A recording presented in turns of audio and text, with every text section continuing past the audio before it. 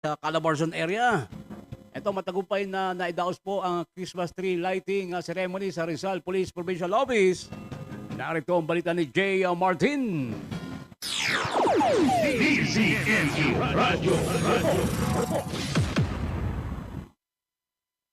Ante, matagumpay na naisagawa ng Rizal Police Provincial Office ang lighting ceremony of Pias Christmas tree sa Campo Hieronimo, Taytay, Rizal nitong gabi ng Martes. Personal na nasaksihan ni Governor Nina Richie Inares ang pagbubukas ng Christmas tree na may taas na 15 feet na sama-samang binuo ng iba't ibang unit ng Rizal Police bilang pagpapakita ng pagkakaisa, bayanihan at malasakit para sa kalikasan. Ang disenyo at konsepto ng Christmas tree ay hango umano sa advokasiyang Inares Ecosystem o YES program, pangunahing programa ng pamahalang panlalawigan ng Rizal na nagsusulong ng pagpapahalaga sa yamang kalikasan.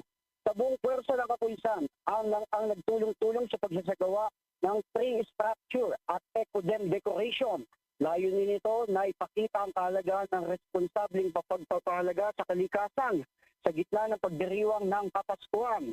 Ang bawat palamuti ay may simbolo ng pagpapanatili ng kalinisan, kaayusan at luntiang kapaligiran, isang pagsuporta sa patuloy na kampanya ng lalawigan tungo sa mas maaliwalas at mas ligtas sa komunidad.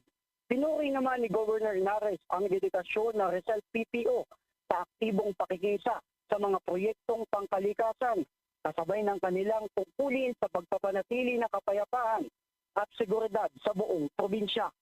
Ang inyong likod ako ni Jay Martin ng Target On Air. Nag-uulat para sa DCM 1530, ang Radyo TV. DZNU Radio. Maraming salamat kay Jay Martin.